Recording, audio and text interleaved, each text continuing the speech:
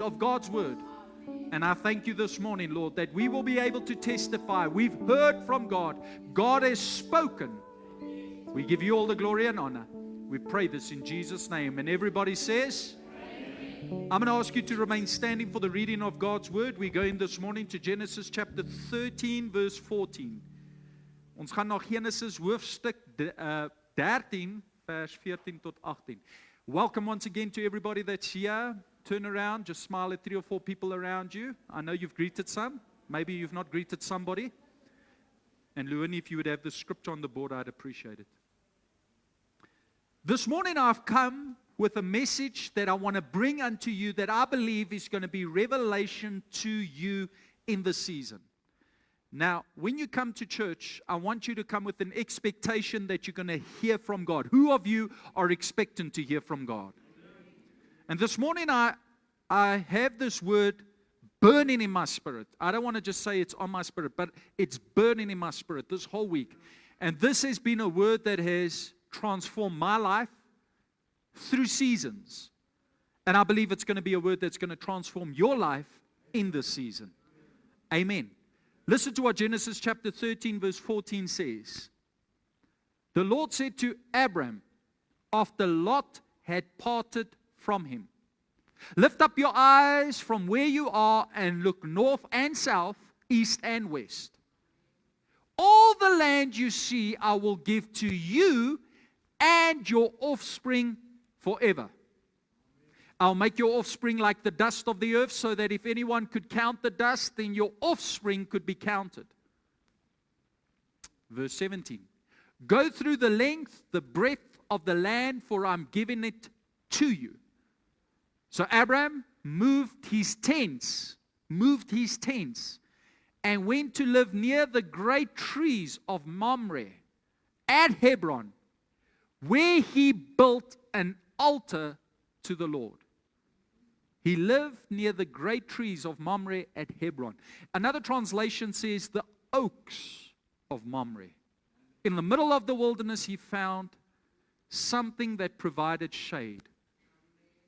This morning, I want to speak to you from the subject, the oaks of Mamre, the trees of Mamre, because I believe God is bringing you to a place of supernatural, divine provision. And as you stay close to God, you're going to see supernatural, divine provision. Who of you can say amen? Look to the person next to you and say, God will provide for you as you trust Him. Thank you very much, worship team.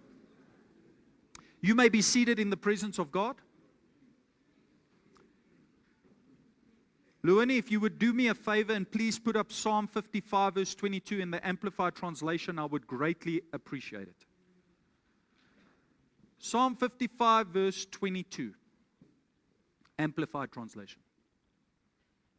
Now this morning, as I come and I teach and preach around this subject and the passage of Genesis chapter 13, I'm very much aware that the time and generation we are living in is a time of great distress.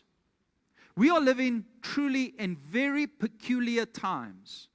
People are worried, people are anxious, people are very concerned about the future. It feels as if we are watching Matthew chapter 24 manifest on our newsreels all over social media. It's the time where there are rumors of wars. It's times of wars. It's times of famine, natural disasters. But Jesus said this is just the beginning. It's not yet the tribulation. And in other words, the tribulation is yet to come. And for the world out there, it's a time of concern. Because the future seems so unpredictable. Everything seems as if it's been shaken. Everything seems as if it's been stirred. It feels as if there's so much instability. Now there's the talk of petrol prices increasing. And if that increases, then food increases, the price of food. And then there's electrical tariffs that are increasing. And we as South Africans have to deal not just with an economy that sometimes feels as if it's on a downward spiral, but also we've got to deal with dysfunctional politics, corruption, and crime. And it seems as if we are stuck in this world. But let me just say something to you. As a child of God, that's not our reality. As 'n kind van die Here, dit is nie jou realiteit nie. Amen. Say with me, my reality is heaven's reality. And we are a part of another kingdom. Now, I was busy praying this weekend. I was busy interceding over a certain situation, and the Lord spoke to me in a very profound way, a loving and comforting way. And I want to share with you what the Lord put on my heart, because this morning I felt the Lord release it to mention it to you. And the Lord said this to me. He said, provision is not your responsibility. Let me say that again. Provision is not your responsibility. Nowhere in the scripture does God ever get to a place where He tells His children that He will no longer provide for them. They've got to provide for themselves. There are times where you're going to have to work for the provision. Yes, there are times where you're going to have to do something for the provision. I agree. But God will always provide. He provides through channels. He provides through people. He will provide through circumstances. But God will make a way. Everybody say, God will make a way. I believe that with all my heart. I believe God will make a way. Who of you, just seated here, maybe there's maybe one or two, but maybe you can testify today. If you look back over your life, over the last 10 years, let's just say the last 10 years, who of you can testify that God has provided? Maybe He provided once somewhere. Come on, who of you can testify? Well, that's everyone. Okay, who of you looking back to just when COVID finished and we came out of COVID in 2020? From there, who of you can maybe just testify? Just say, oh, you know, the Lord has provided. Who of you can? If the Lord has done it, will He not surely do it again? If the Lord has carried you this far, will the Lord not sustain you? And if provision is not your responsibility, then what is your responsibility? Obedience, being faithful, listening to the word and doing the word, not just being a hearer, but being a doer. Now listen to what the Psalm writer says in Psalm 55, verse 22, Amplified Translation. Cast your burden on the Lord, releasing the weight of it. Who of you know sometimes a burden can be heavy? Sometimes weight can be too much to bear. Do you know, as a pastor, sometimes I'll see precious children of God coming into church, and you can see they're just carrying a burden. You can see it. They might be standing up straight, but they are carrying a load, and you can see it on their faces. You can see it on their demeanor. You can see it on their posture. They're just carrying a load that's too heavy to bear. The Bible says, take that burden and give it to God. He's strong enough to carry it. You don't want to become old before your time. Jy wil nie oud word voor jou tyd nie. Vat daai gewig en gee dit vir die Here. Sê vir die buurman, buurvrou langs jou, nie die een wat jy nou net gepraat het, sê vir die ander een, sê, gee dit vir die Here.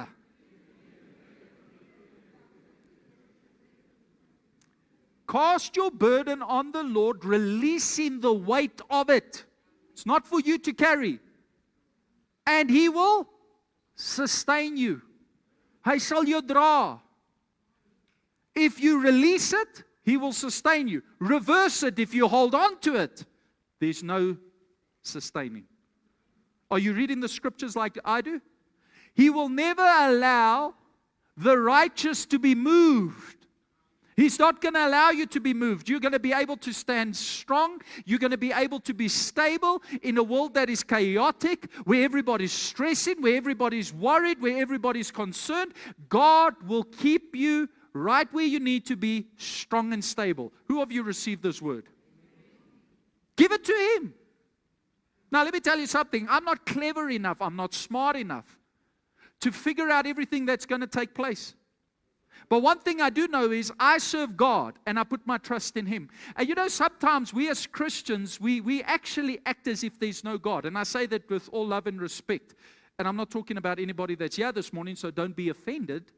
But maybe somebody listens to this recording at a later stage. It's for them. Sometimes we act as if there's no God. We come to church, we sit and we receive the revelation of God's word. We say amen, we say hallelujah, only to walk out and act as if God doesn't exist. We believe God can provide, we say it, but then we act and live as if He doesn't. Because then we go and we try and figure it out all on our own. And if you truly believe God can provide and God will make a way, why not actually manifest that through how you speak, how you live? Are you all with me? You know, David writes something so awesome. Psalm 37, verse 25. I love it. It's been something that has stuck with me throughout the years. David says, I've been young, and now I'm old, and I've not seen the righteous forsaken, and I've not seen their children begging for bread. Everybody say, the Lord will not forsake me. Everybody say, my children will not beg for bread. The righteous, not every Christian, the righteous. What does righteous mean? Those that are devoted and obedient to God. Ek weet ek kan vir jou sê, elke persoon wat sit in die kerk is righteous. No, not true.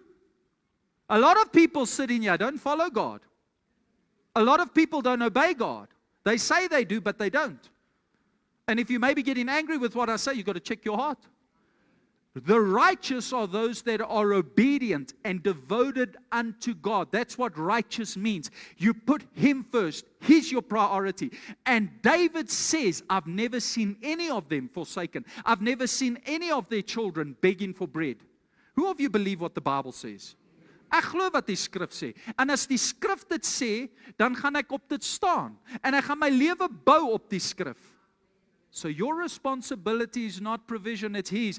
Your responsibility is to be devoted to God. Make Him the priority. Can you say amen? Now, I don't want to preach long this morning. I'm going to be short. I'm just going to leave this thought with you. But you know how I am. Sometimes I say I'm going to be short and then I'm long, okay? You see, that's the problem with us charismatic Pentecostal preachers. We've got this ability to take one little thought and stretch it out over an hour. I heard a story of 3 men, gentlemen, that were busy traveling to a combined religious convention. It was a Pentecostal preacher, a fiery preacher who loved to preach. It was a Hindu priest and a Jewish rabbi.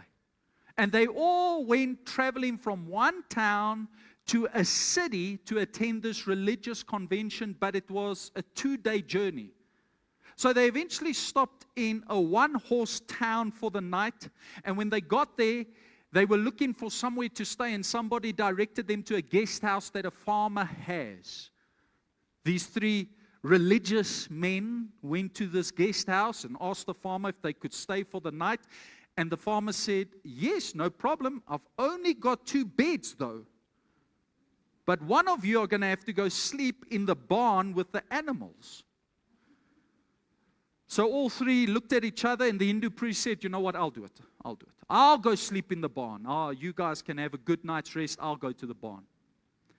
Later that night, as they were getting into bed, all of a sudden, the Jewish rabbi and the Pentecostal charismatic fiery preacher all of a sudden heard a knock on the door. Sure enough, it's the Hindu priest. They said, what's happening now, brother? He says, I can't sleep in the barn. There's a cow there, and for us, cows are sacred. I can't be there. So the Jewish rabbi said, okay, I'll do it. You take my bed, I'll go. The Jewish rabbi went to the barn, and he decided that he was going to sleep there.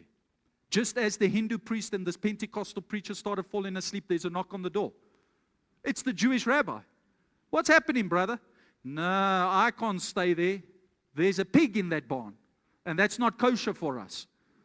So the Pentecostal preacher shook his head. He said, brothers, I'll do it. I'll go stay in the barn for the night. Sure enough, a short while later, there's a knock at the door. It's the cow and the pig asking, can they come and stay with them, because the preacher started preaching. I'm not going to keep you long. Amen. Everybody say, we'll get through this together. Sê vir die persoon langs jou, jy gaan dit maak. Amen. Now, if we look at the life of Abraham, now when I refer to Abraham, in Genesis chapter 13, he's still Abram. So I'm going to refer to him as Abraham, before somebody gets technical and splits hair ends and says I'm preaching wrong. Okay, so it's Abraham. Everybody say Abraham. If you look at the call and the life of Abraham, God calls Abraham from the Ur of Chaldeans to go to a land that He will show him. Genesis chapter 13 verse 2. God speaks to him and gives him this promise. He says, Genesis chapter 12 verse 2. God says to him, I'm going to bless you and make you a great nation. and I'll make your name great, and you will be a blessing. And God goes on further to say that through your seed, through your bloodline, all the nations on earth will be blessed. What God was doing in that moment in Genesis chapter 12, verse 3, was He was busy prophesying that one day the Messiah, His Son, Jesus, the Savior and Redeemer of the world, would come through the bloodline of Abraham, and He would offer salvation and redemption, not just to the Jews that would come, but to all Gentiles, all the peoples, all the cultures and nations. So God prophetically pointed out that salvation will come from Abraham's bloodline. But God wanted Abraham to be separated. God wanted him to go to a land, and in that land, God would make him a nation. The reason why God wanted to do that is because He wanted Abraham, and not just Abraham, his descendants, his children, his bloodline, to be set apart in such a way that they become a testimony that there's a God in heaven. So that if surrounding tribes and nations had to look at Abraham and his children, they would have to testify that there must be a God in heaven, because there's something peculiar. There's something supernatural that is taking place in the midst of these people. Now, Abraham comes from the Ur of Chaldeans. The Ur of Chaldeans is Iraq. In other words, Abraham was an Iraqi. And God tells him to go to the land of Canaan. And he's to go to the land of Canaan. And when he gets to the land of Canaan, he is so unusual in what he does. He's so unusual in how he behaves that the Canaanites, according to tradition and legend, they started referring to him as a Hebrew. Now, Hebrew means the one that crossed over. Hebrew means a foreigner. Hebrew means a stranger. He was strange. He was weird. This man is not like us. He doesn't act like us. He doesn't speak like us. He doesn't look like us. There's just something different about him. There's something different about this man. And God intended it to be like that because God wants Abraham to be different, and He wants his children to be different. God never intended any of us to be like the world. In fact, God says to Abraham's descendants, eventually, in Exodus chapter 19, verse 6, when they came out of Egypt, God speaks to the nation of Israel, and He says, I want to make you my own special nation. I want to make you my peculiar treasure. I want you to become a testimony of my goodness, of my blessing. I want people just to look at you and be convicted. And so God wants it for every one of us. In the day, in the hour that we are living in, God wants you. Everybody say me. Say to a person next to you, and that includes you. God wants you to be a walking testimony for His kingdom. As it was with the nation of Israel in Exodus chapter 19, verse 6, so we read in Revelation chapter 1, verse 6, where the church is supposed to be a kingdom of priests, a holy nation. Die kerk van die Here Jesus moet nou daai getuienis wees tot eer van sy naam. To Him who loves us and freed us from our sins by His blood has made us to be a kingdom. Everybody say, I belong to a kingdom. You might be a citizen of South Africa, but you are a kingdom citizen first and foremost. The day you came to Christ, you gave your heart to Jesus, you became a kingdom citizen. And the Bible says you are to be a priest to serve God and the Father. To Him be glory and power forever and ever. I want to be a walking testimony. Ek wil hê mense moet kyk na my lewe en sê, "Sjoe, ek soek jou vreugde. Ek soek jou vrede. I want what you've got." While everybody's lost and while everybody's confused and while everything seems dark and gloomy, I want my life to be a light to the world out there that God is the one true and living God. Can you say amen? That's what Jesus said in Matthew chapter 5 verse 14. He says, you are light of this world. To be light means you need to manifest in darkness. Almal sê ek is lig. Say out loud, I'm light. And Abraham becomes light. He becomes light. He becomes a walking testimony for God's goodness. Let me just say this. We've been doing this in our marriage course. And I've been teaching the 2 Corinthians chapter 5 verse 20. Paul says you are an ambassador for Christ. Jy's 'n ambassadeur vir Christus. You are, in other words, a representative of Christ. People need to look at you and need to see Jesus. Mense moet kyk na my en sien Jesus. People need to look at you and say, wow, I can see Jesus in you. I can see that you've got a kingdom mindset. I can see there's something awesome about you. I can see you just stress-free. Who of you want to be a good ambassador for Jesus? But imagine if you had to meet an ambassador of a foreign land and they're busy criticizing their foreign land or criticizing their president or criticizing fellow citizens. Will that be a good testimony? No, a truly good ambassador goes to a foreign place and becomes somebody that's proud of where they come from. They boast about where they come from. They're excited for where they come from. And although they're in a foreign land, they're not concerned with the events of that foreign land. Why? Because they belong to another kingdom. They belong to a king. You and I are not to be concerned about the circumstances we are in. We pray for it. We intercede for it. And yes, we've got to go through it, but we belong to a kingdom. My economy is connected to heaven's economy. My reality is connected to heaven's reality. I don't know about you. Can you say amen? Amen. Come on, say amen like you believe it. I thought I'm in a Baptist church this morning. There's almost no response. Come on, give me another amen. Hallelujah. Praise the Here. Amen.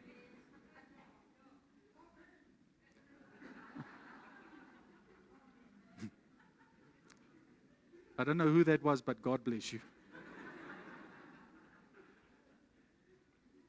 Abraham is to be a walking testimony. Hy moet 'n getuienis wees wat uitstaan. And God says, I want to set you apart. I want to bless you. I want to make you my own. And He's saying that to the church today. I want to make you my own. Ek wil joune myne maak. And let me just say this. If you are in the world and you backslid and get very scared, it's going to get rough. Haven't I been saying this for the last 6 months? The world is about to change. And you ain't seen nothing yet. COVID's going to be a walk in the park for what's going to come. Listen to what I'm saying. By the year 2030, if the Lord Jesus Christ hasn't come, the world is going to be upside down. Because the world is cursed. It's not saved. Hou op verwag dat ongelowige mense moet optree soos gelowiges. Hou op verwag dat sondaars moet leef soos geredde mense. People say, I don't understand the government.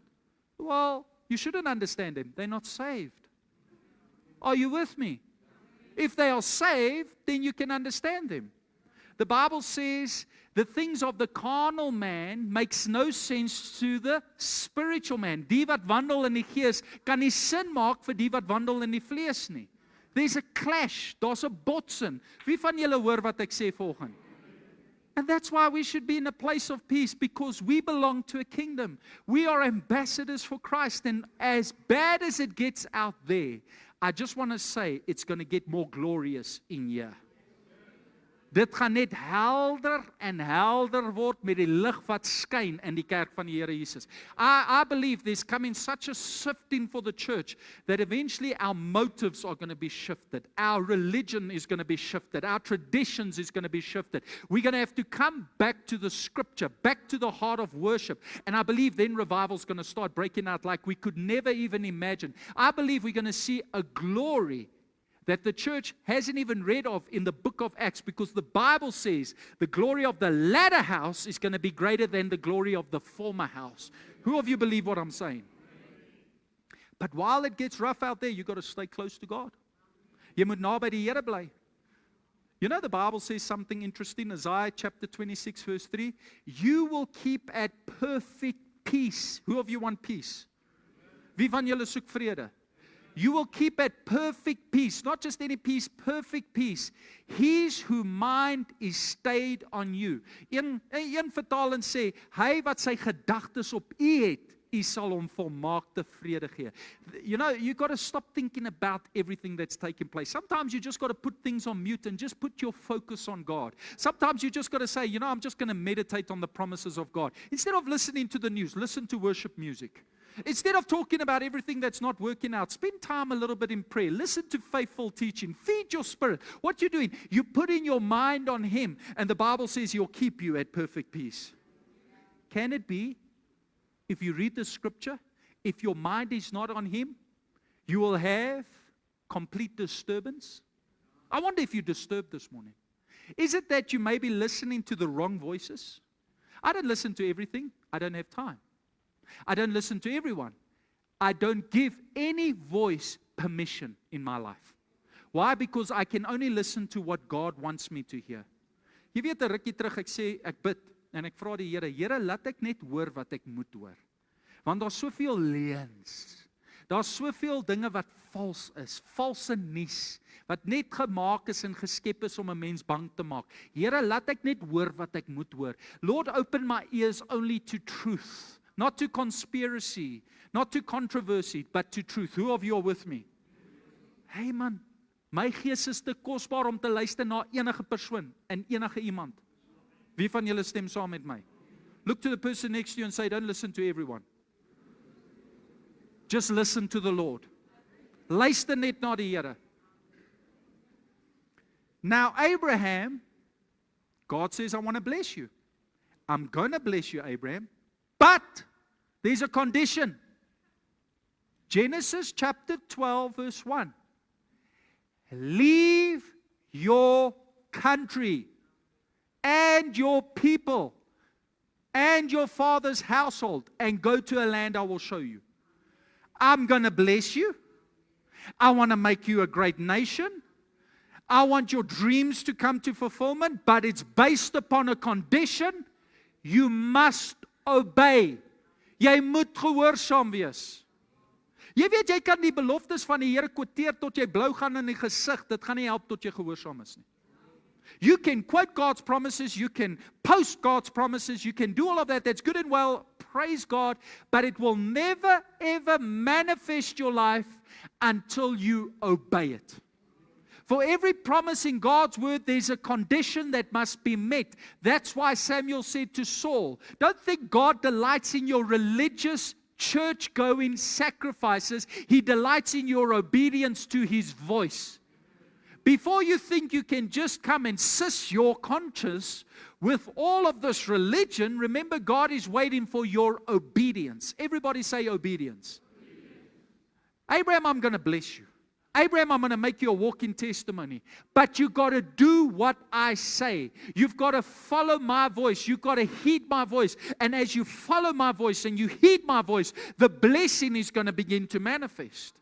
That reminds me of Isaiah chapter 1 verse 19. God says to His people, and He speaks to us, He says, if you are willing and obedient, kom ek vertaal dit in die Afrikaans, as jy gewillig is en gehoorsaam, if, not a definite, if you are willing and obedient. That means you can still decide not to be willing and obedient. If you are willing and obedient, you will eat from the best of the land. Wie van julle wil lekker eet in hierdie tyd? Gehoorsaamheid.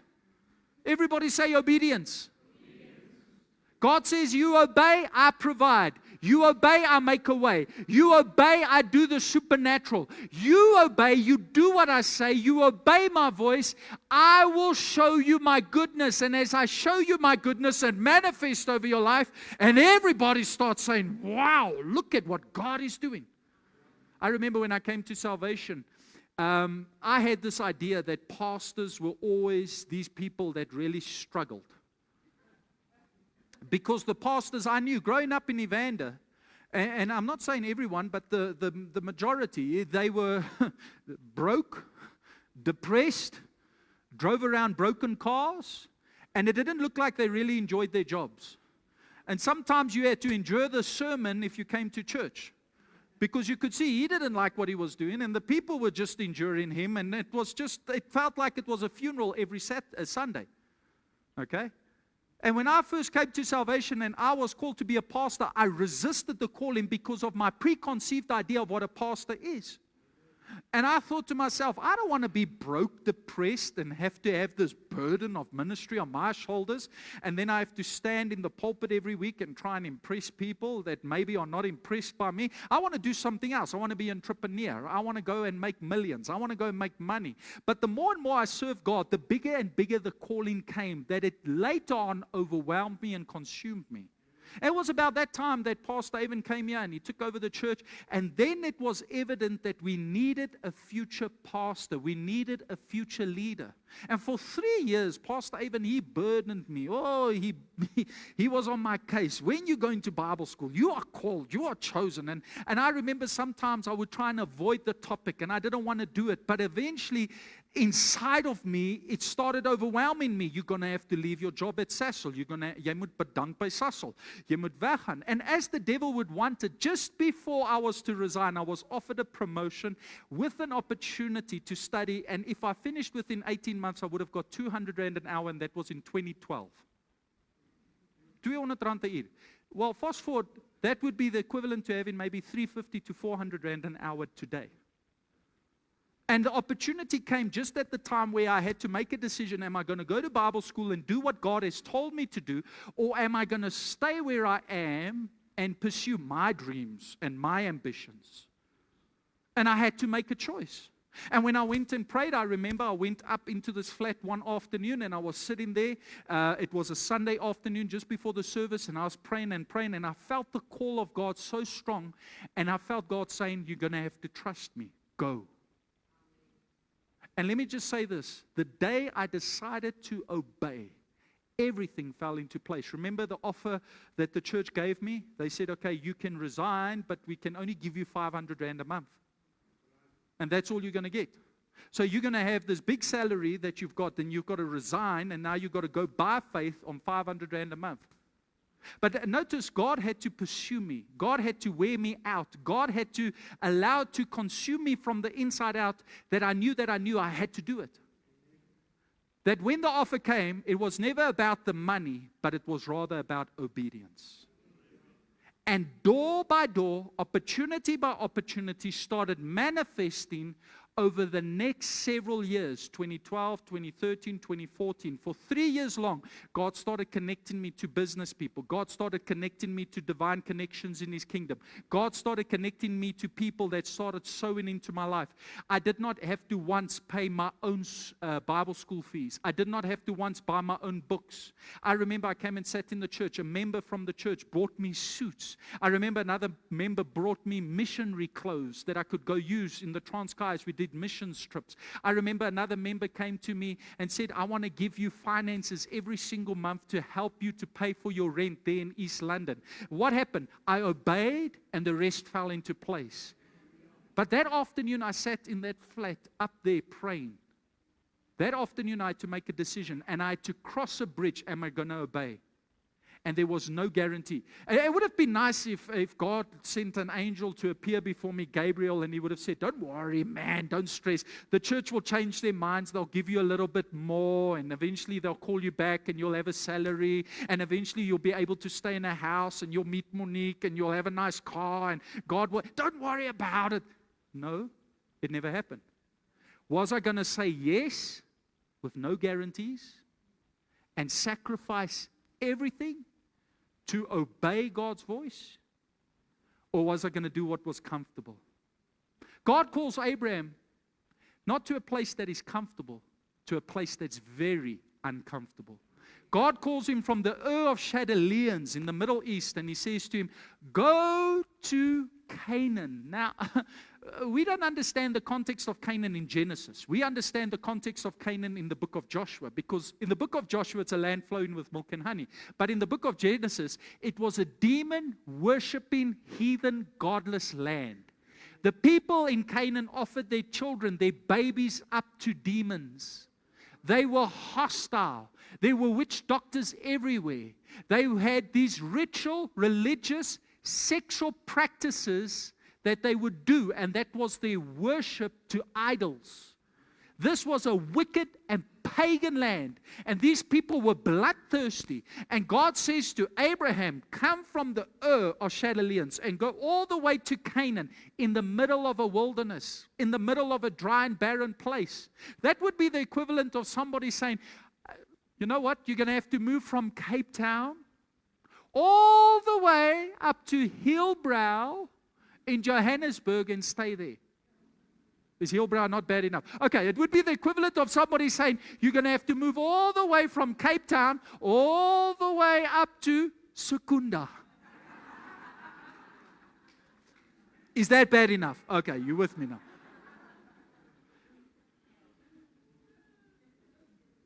And it sounds terrible. It makes no sense. It seems utterly ridiculous because though of Chandeliers was the New York City of its day, Canaan was a wilderness. It was a lokasie. Die ouens is wreed, hulle is goddeloos. And God says, go stay there. Yes, right there. I want you to be. And guess what? Right there is where the blessing is. Right there is where the blessing is. And I remember studying in Bible school, and I just made a decision, I'm going to give my best. I had a goal in mind that I was going to study and serve and pray and trust God so much that when we were done with our Bible school, they'll make me an offer. Because when we started our first year Bible school in East London at the River Bible Institute in 2012, it was said to us that only selected students would be offered to work in the ministry at TBN headquarters in Africa. That means you had an opportunity eventually to come into television if you performed and did what was right. And I said, I'm going to get it. Yes, en ek het hard gewerk. En ek het gedien. And at that time, Evander gave me no guarantees. They just said, go. We'll give you 500 rand a month and go. And then they changed their minds and they gave me 3,000 rand a month. God bless them. And while I was there, in this ghetto in Quigney, staying in one room with 27 other students from Fort Hare University, sharing one toilet, just with a bed, basically in a shack, and I'm there. And while I'm there, I'm performing, I'm working. Hulle gaan my hierdie offer gee. I'm never looking back. I'm going to stay by the sea. I'm going to stay here in the Cape. It's going to be lekker. I'm going to preach on television. And then people in Evander's going to say, I used to know that guy. He was in my church. Praise God. And then the second year, the call came from Evander. We need you back here. And I went and I fasted and I prayed. And God said to me on the first day of fasting, He said, go back to those who have honored you and show them respect because they made a way for you. And I said, Lord, but it's lekker, ja. Dis geseend hierso. I can have a bigger impact, or so I thought. Lord, please. I heard nothing else. Because sometimes God speaks and He waits for you to obey. And the more I went, and I thought, if I stay, my heart is disturbed. It sounds good, it looks good, but it's not God. And I made a decision that I was going to come back to Evander. And let me tell you something. As I came back, not one day did I ever regret the decision. Why? Because when God is involved, no matter where you are, jy kan in 'n shack wees in die middel van Soweto, jy's geseënd. Can you say amen? And God brought me back here. And I've seen God bless me. I've seen God provide for me. I'm not saying because I'm good, because I'm not. And I'm not saying it's because I'm special, because I'm not. And it's not because I did something right. All I did was obey. And the rest fell into place. The economy has gone down.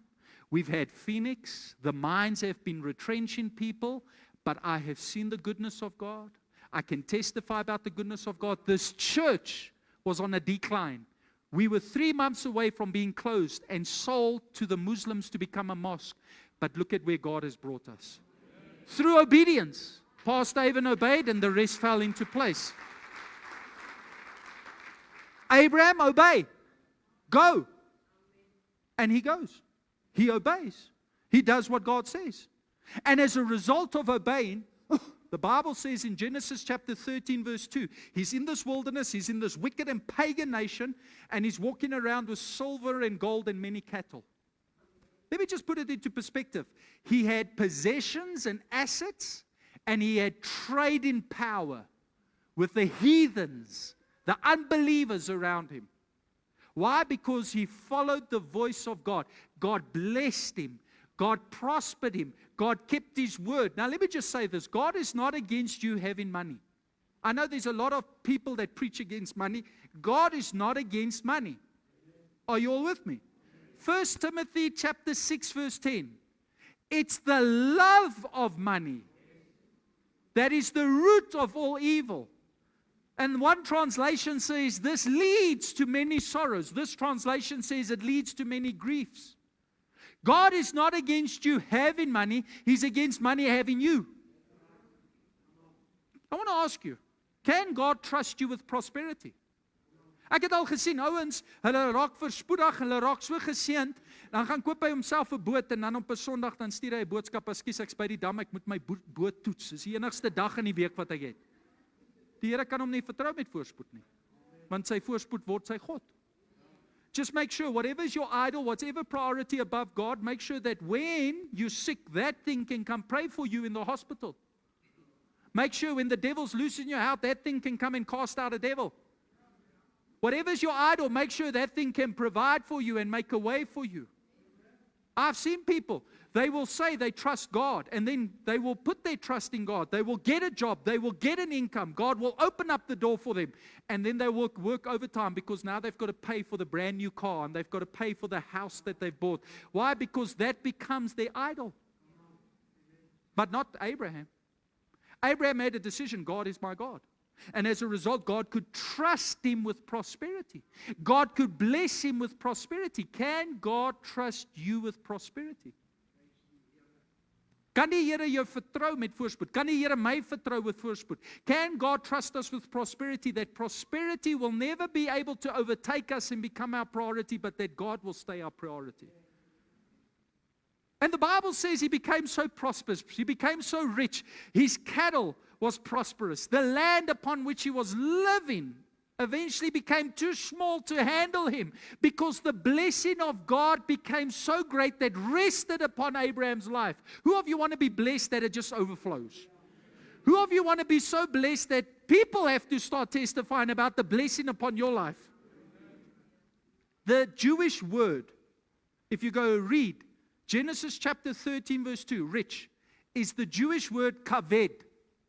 Kaved, wealthy, kaved. You know what's kaved? It means heavy in substance. In other words, he was loaded. Before we ever had the term loaded, he was loaded. Hy het geld gehad, hy het bling bling gehad, hulle het dit gesien. Hey, kyk, hy kom met 'n splinte nuwe BMW hierso, en kyk sy mooi huis, en kyk sy voorspoed, and he had cattle everywhere, and he had servants everywhere, and everybody in Canaan knows about Abraham. He's this guy that came from the Ur of Chaldeans, and all of a sudden he's got this farm, he's got these businesses, he's just prospering, and he's blessed. But the blessing brought conflict. The Bible says there was conflict that came as a result of the blessing. The prosperity produced pressure. And let me just say this to you. Not all of us can always handle what we are praying for. I say that with all the love and respect. I even realize that about myself. Because sometimes I'm praying for something I can't handle. I pray, Lord, please bless me, but I can't always handle the blessing I'm praying for. Let me just give you an example so that you understand what I'm saying. I remember there was a season I was praying, Lord, please give me a wife. But I was immature. So God had to first mature me before He gave me a wife. And then I remember that when my wife was struggling to fall pregnant, foolishly I sat and I prayed. I said, Lord, please give me children. But I don't just want any children. Give me twins. So that she can fall pregnant once and it's over and done with. And then I got our first baby and I said, thank you, Lord, that you never accepted that first request. I would have never been able to handle it. God only gives you what you can handle. Sometimes you're praying for something, but your character can't handle it. So God has to first update your character, build up your character, so that you can handle it. Not everybody that wants leadership in the church can handle leadership. Not everybody that wants power can handle power. Not everybody that wants possessions and assets can handle it. I remember there was one guy who said to me, yo, I want a car just like yours. A bakkie net soos joune when I was driving the bakkie. He says, I want a bakkie just like yours. And I said, well, you can take it because then you must also handle its service and its installment, and you must put on the tires. And then he said, how much is it? And I told him how much the installment is, and I told him how much the service costs, and I told him how much. And eventually, I think he was doing this budget in his head. He said, no, maybe I need to look at something smaller. Can you handle the blessing if God released it? And Abraham has got this prosperity, and it brings conflict, and not just with anyone, with Lot. Now, let me give you the context to Lot. Because I don't think we understand the relationship and the dynamic that worked between Lot and Abraham. When God first speaks to Abraham, he calls him and says, go to Canaan. And God says to him, leave your family.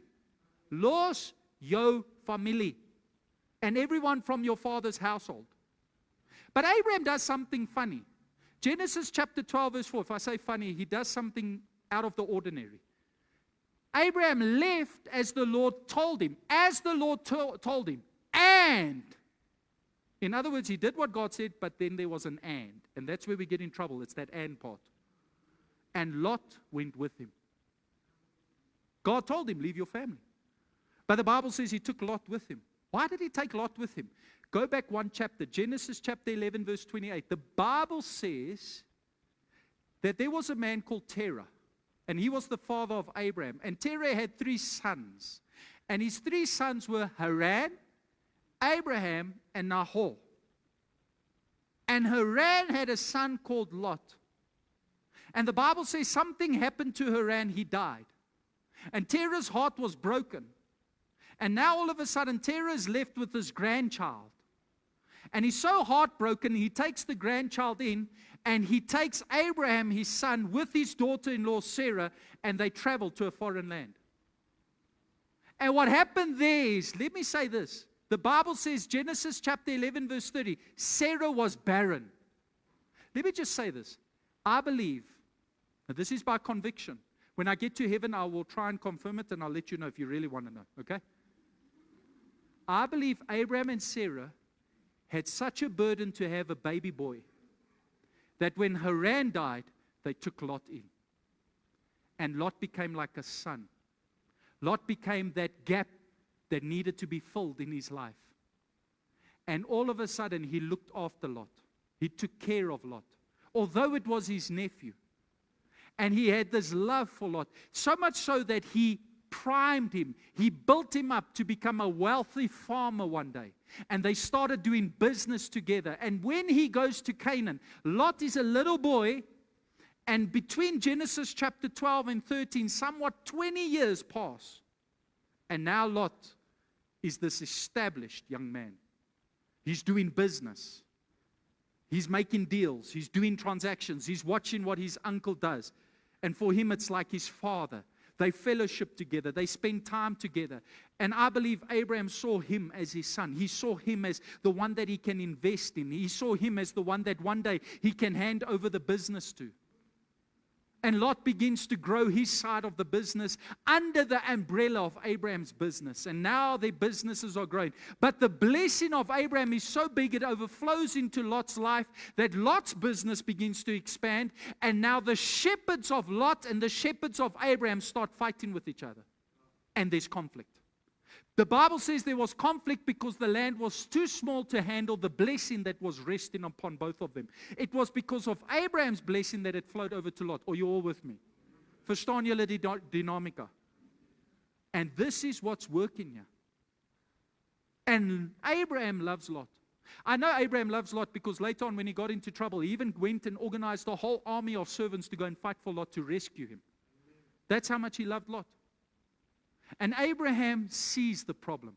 Abraham sees the conflict. Abraham sees what's happening. And I believe it broke his heart because he started seeing there's an attitude. Hy begin sien daar's 'n gesindheid. He started seeing there's something off. And him being the patriarch, the older, makes a decision. He's going to go to the younger. And he humbles himself.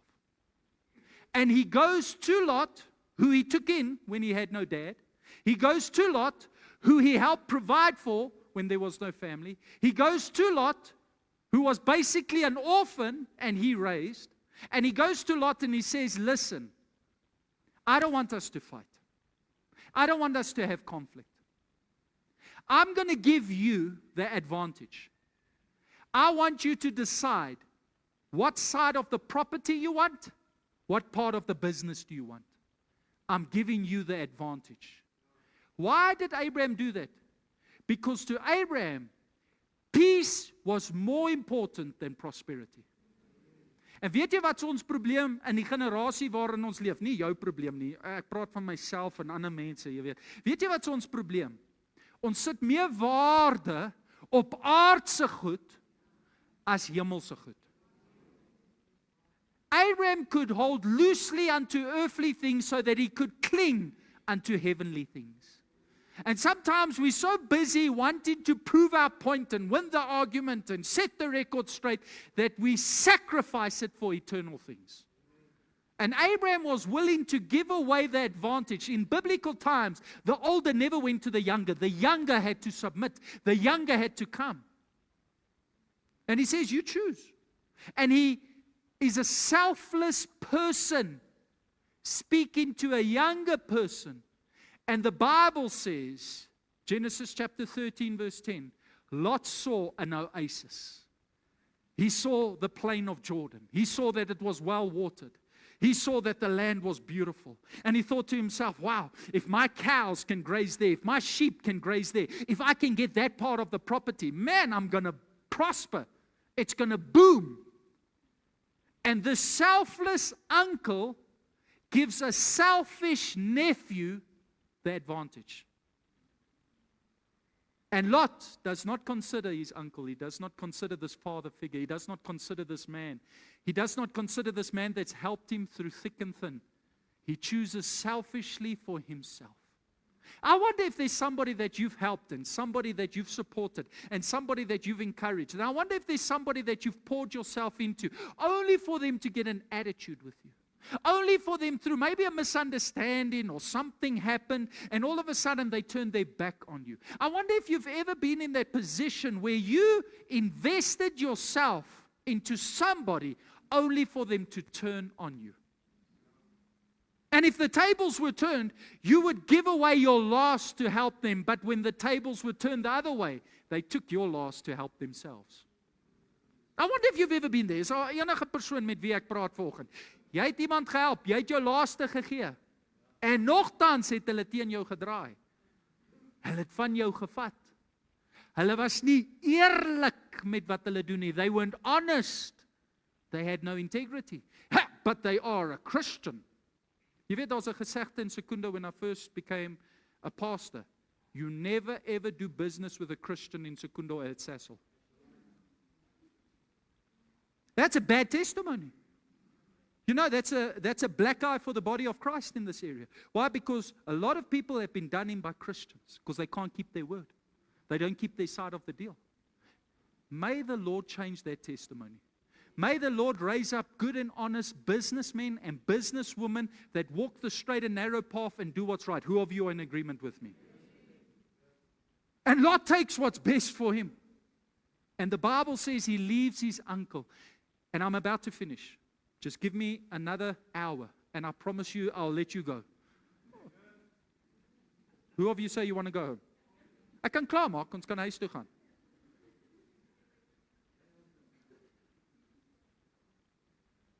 You know, the Bible says something.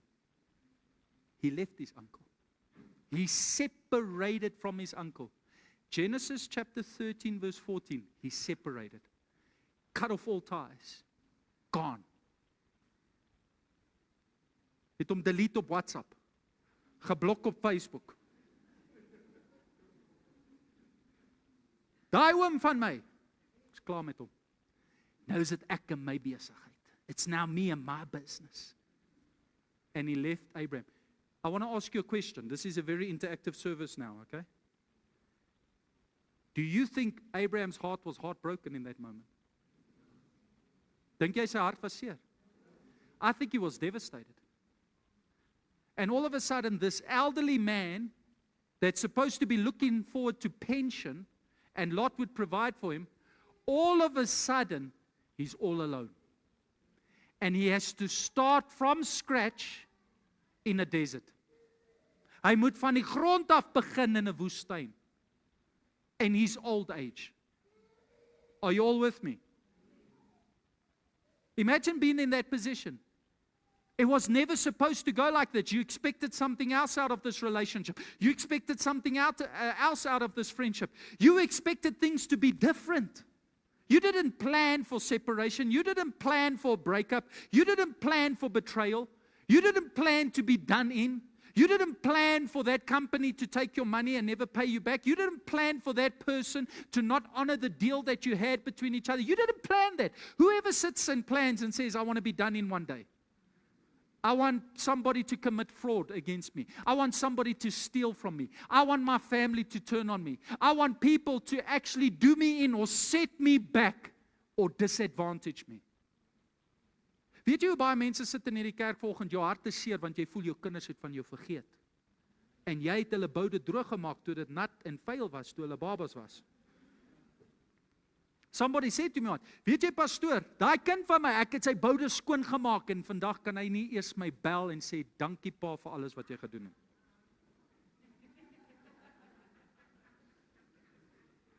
Somebody can testify with me. Do you know how many people are sitting in church this morning you hurt? Because something happened, somebody did something, and it put you back. And I think that day he must have stood there, and tears were rolling down his eyes as he saw, there goes Lot. And there goes his cattle. And there goes the title deed. And there goes everything. But the Bible says, and this is what I love, God spoke to him when Lot left him. Verse 14, God spoke to him when Lot left him. Do you know God speaks to him once in Genesis chapter 12? He says, go to the land I'll show you, leave your family behind. You don't hear the voice of God again until Lot leaves you. And sometimes we're busy carrying around a lot that God never intended us to carry, that's anyway going to break our hearts. And sometimes God's not going to speak until you get rid of what he told you never to take with you. And the Bible says, amen. The Bible says, I say amen with you. Hallelujah. What a good sermon. I'm going home. I'm listening to this sermon again. And God speaks to him. After separation, after breakup, after a bad business deal, God says to him, lift up your eyes. Stop looking down. Come on, lift up your eyes. Look to the person next to you and say, lift up your head. Abraham, stop crying. Yeah, let me just say this. It's very dangerous to break up with a Holy Spirit-filled Christian because they know how to move on. Because if God starts speaking to them and God starts imparting unto them, trust me, they're not going to cry another tear. They're going to move on. Did God not tell Joshua, stop crying over Moses? Move into Canaan. Did he not tell Samuel, how long are you going to weep for Saul? Go to Bethlehem. I've got a man already I've chosen. While you've been crying, I've been seeking. I found somebody. Stop crying. Somebody say, stop crying. Kyk vir die persoon langs jou, sê, hey, hou op om te huil, man.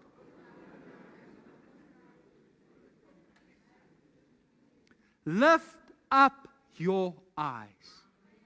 It didn't work out. It wasn't what you expected. You've been put back, but I'm with you.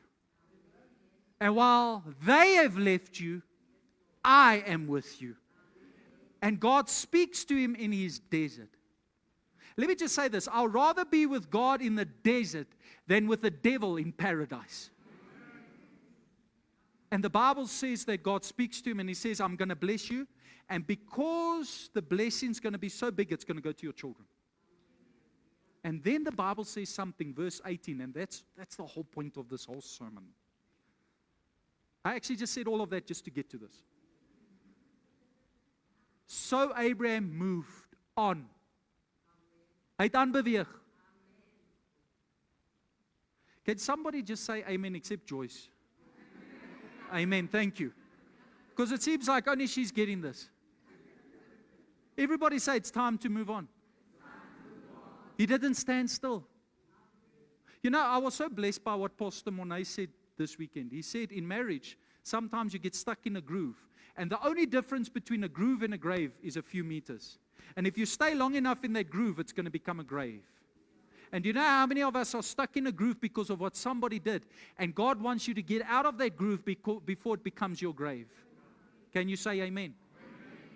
Abraham moved on. He took his tents. And he went to live near the great trees of Mamre. Oh, I love that. At Hebron. You know what Hebron means? You don't want to know what it means. You want to go. I see some people are checking their watches, looking to the back. You don't want to know what Mamre means. Hebrew. Hebron means. Let me start there. Okay. Who of you wants to know what Hebron means? Are you sure? Vra vir die persoon langs jou, wil jy regtig weet? Okay. Hebron means, are you sure you want to know what it means? Is jy seker? Okay, let me first show you what Mamre means. Okay. Because I don't think you're ready for what Hebron means. You've got to be ready in your spirit to get this revelation. Mamre means well-fed and fully satisfied. Mamre means well-fed and fully satisfied. God took him from where he was prospering, blessed, after somebody disadvantaged him and he had a bad breakup. God took him to a place where he said, okay, now I'm going to fully satisfy you and well feed you. And not just any place, by the oaks, the trees of Mamre. You're going to have a cool place in a hot land. I'm going to provide shade for you. At Hebron. Are you ready for what Hebron means? Hebron means friendship, alliance, association. But wait a minute, Abraham's alone. Or is he? It was the place where he had friendship with God. It's the place where he had an alliance with heaven. It's a place where he was associated with the divine. When friends dropped him, God said, I'm going to become your friend. And I've come to tell you, when people forsake you, God comes in and he says, listen, I've got you. I'll be your friend. I'll be your associate. I will ally with you. I will support you. I will care. When everybody forsakes you, when everybody you love and everybody's your friend and the people you've poured yourself into, when they all walk away from you, I will create a Hebron for you where you and I will become friends. You might be alone in this world, but heaven has got your back. Can you say amen? There at Hebron, God provided for him Mamre, oaks of Mamre. And he had this alliance. And that's why the Bible says in James chapter 2, verse 23, Abraham believed God, and God counted it to him as righteousness, and he was called a friend of God. Who of you want to be a friend of God? I want to leave you with a final thought. Can you please put up for me, there it says there, the B part, he was called a friend of God. Can you please put up for me, if you wouldn't mind, Genesis chapter 13, verse 12. Watch this. Watch what Lot does. The very first thing he does after this breakup, after this bad business deal. The Bible says he lived among the cities of the plain and he pitched his tent near Sodom. Another translation says he set up his tent in the direction of Sodom. He set up his tent in the direction of sin. He kept looking at Sodom, and later on he moved into Sodom, because what you focus on, you navigate to. Where focus goes, power flows. The Bible says the first thing Lot did after he got all of those assets and after he got all of that money and he got the best part of the property, he built his tent. And you got to understand the symbolism. Tent in the Old Testament is lifestyle. It's a home. It's comfort. It's a place of luxury. He builds his tent. Watch what Abraham does. What's the first thing after the breakup? Verse 18. He packs up his tent. And what does he do? He builds an altar. There's two types of Christians. There are those that are building tents, and there are those that are building altars. And if you want to survive the day and age we are living in, the petrol prices, the electrical tariffs, the economy, focus on building altars above building tents. I just want to say this. Years ago, I remember one day, my wife was pregnant. She was in her third trimester, and bleeding started. And she started bleeding. And I had to come and I had to preach here at the church was our first pregnancy. We didn't know what to expect. We didn't know what was happening. The bleeding luckily stopped. And we couldn't get a gynecologist visit until that Thursday, because it was around December time. And I remember I came to church and we had an evening service, and I went here into the back and I sat alone 5 o'clock on that Sunday afternoon. I was so alone in that prayer room. There was nobody else. There was a handful of people that came to that evening service. And I sat there and I was worried. I was stressed. We didn't have enough money. Things were a little bit difficult. And yeah, all of a sudden, she's bleeding. And I sat there and I prayed. And I said, Lord, I need you so bad right now. Because the doctor can't help me. We can't go to the hospital, because what do you go to the hospital for? My wife is worried. I'm worried. Lord, I've got to preach. What do? I don't feel like preaching. I want to go home. And the Lord spoke to me in a divine way. And He said these words, son, you look after my house, and I will take care of your house. And God took care of my house. He said, feed my sheep, and I'll feed your family. And when I came out of that prayer room, man, I preached that night. I think I preached longer than I did in a long time. Ek het gepreek, ek was aan die brand, I was excited, but something in me said, everything's going to be okay. Build the altar and leave your tent for Him. And I decided from that day forward, and that's me and my wife's conviction, we will look after His house, and He will take care of our house. I'm going to build altar unto the Lord, and I'm going to leave my tent in His hands. Provision is not my responsibility. Provision is His responsibility. Can you say amen? Every eye closed, nobody looking around. I'm going to ask the worship team to come to the front. I don't know what you've been going through. And I don't know what you've been experiencing. And I don't know what challenges you've got. But this morning, God has directed your steps to this church to tell you that He will make a way. But you have to obey Him. Jy moet hom gehoorsaam. Al was jy ingedoen, al was jy sleg gedoen, wees net gehoorsaam, wees net getrou.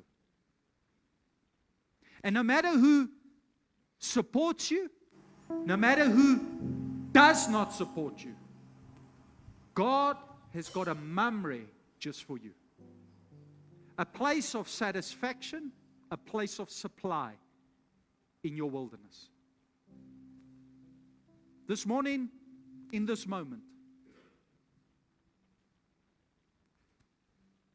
I want you to make a decision that you're going to build an altar above building your tent. That you're going to make God your priority. Worship a priority. Prayer a priority. And leave the provision to Him. Los die voorsiening vir hom. He will make a way. And if He's not providing right now, maybe it's just not needed right now, even though you might feel like it. Just leave it in His hands. When everybody's forsaken you, He will take care of you. When everybody walks away from you, He will be your friend. He sticks closer than a brother, the Bible says. Father, in the name of Jesus, I pray for every person under the sound of my voice. For I know there are many in this room. Hearts are hurting. I know there are many that are seated here under the sound of my voice that are burdened. I know there are many, Lord Father God, they feel like life hasn't turned out the way they expected, and they've suffered financial loss. They've been set back. Business dealings gone wrong. Things haven't worked out the way they hoped for. But I pray this morning, Lord, that you will come and vindicate your people. That you will come and vindicate your children. I pray, Lord, that you, Lord Father God, would uplift the brokenhearted and restore those who have lost hope and feel discouraged. And I pray for the comfort and the counsel of the Holy Spirit this morning to lead us forward and to help us. Because sometimes people can't and people won't. I pray this morning, Lord, as we are at our Hebron and we make a decision that we're going to first align with heaven and we're first going to associate with you and we're going to make you our priority. Lord, I pray, give us our Mamre, a place of satisfaction, a place of supply, a place of supernatural provision. I pray this in Jesus' name. Take the person's hand next to you and pray.